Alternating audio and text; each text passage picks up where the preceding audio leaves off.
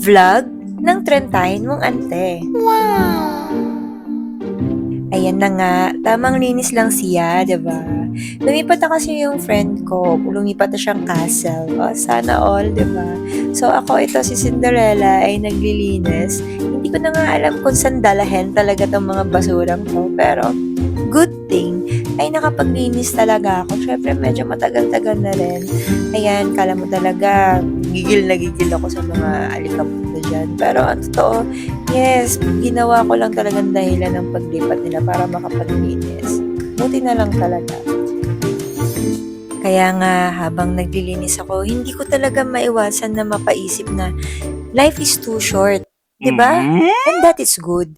Sabi ko nga sa buhay ko na if you go, just go far away. Kasi kung dito ka lang sa malapit, para saan pa, diba? Dapat nag-explore ka sa malayo. Ganon naman talaga ang buhay, diba? Tama na yan, linis na. So ito, nililinis ko na yung working area namin para naman meron kaming working area. Pero ang bala ko talaga maging kwarto to ni Junamis. Tsaka, mahirap kasi talaga umakyat dyan dahil hindi yan yung gamit naming daanan. Ang daanan na ginagamit namin is yung railings dyan sa hagdanan. Oo, mukha kaming si Spider-Man talaga sa ibang universe. Kaya, buti na lang talaga, ito na, nililinis na namin at happy-happy doon na lang kami, di ba? So, yun na nga, hindi ko na alam kung ano sasabihin ko habang naglilinis ako dyan. Kasi nga, sorry guys, because this was really my first pageant. Ever, because I'm only 17 years old. 17 years old? Wow. So, I did not expect that I came from one of the top 10, di ba? Sino ba naman na matutuwa na nandun ka sa top 10? Pero kung top 10 ka, why not? So, but I said that my family is the most important person in my life. Thank you! Eto na. So, 70% ng mga gamit dito ay dun sa kaibigan ko. So, nung lumipat sila, as in, ubos lahat. So, sa mga darating na mga vlog ko siguro, video, malalaman natin kung ano na yung mga naipon kong gamit. Yun lang, di ba? Nakakatawa. Ito yung nasakyan namin tricycle na talagang sobrang sakit sa tenga niya. Pero, syempre hindi kami nagpapatalo, no?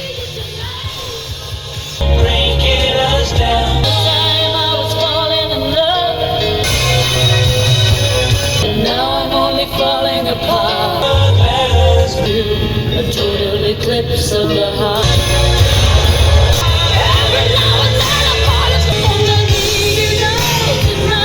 I'm only falling apart.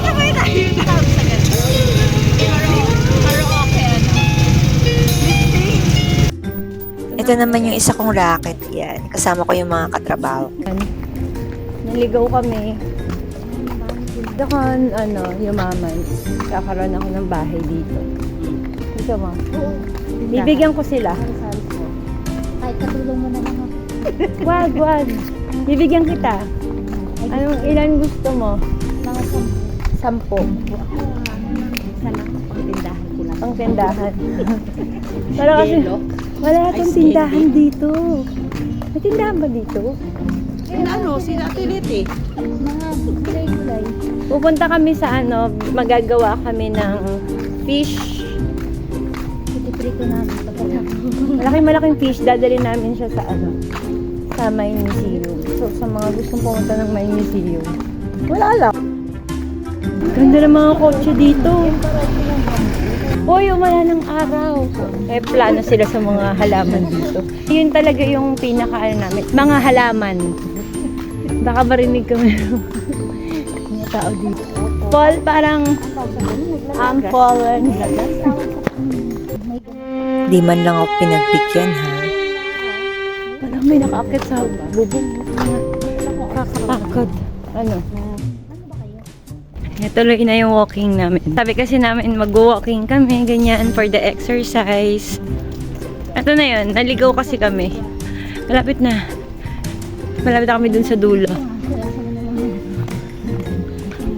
Ito yung gagawin namin. Ayan, sa mga nagtatanong at magtatanong pa, no, yung gagawin namin is about siya sa lantern na fish. Tapos, iba-ibang yung materials na lalagay namin. Didesign na namin siya with a creative way. Creative way talaga. Kaya, yun. Marami akong mga gustong gawin. Pero kadalasan, mas gugustuhin ko na lang sa bahay, nakatulala, tahimik lang.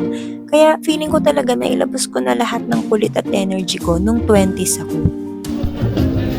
Ito, ihabol ko lang yung isa sa mga nakakapagpaubos ng energy ko ngayon, 30 na ako. Kaya kung gusto mo pa akong panoorin, subscribe, like, and share. Kung ayaw, edi sad. Thanks for watching! Mwah!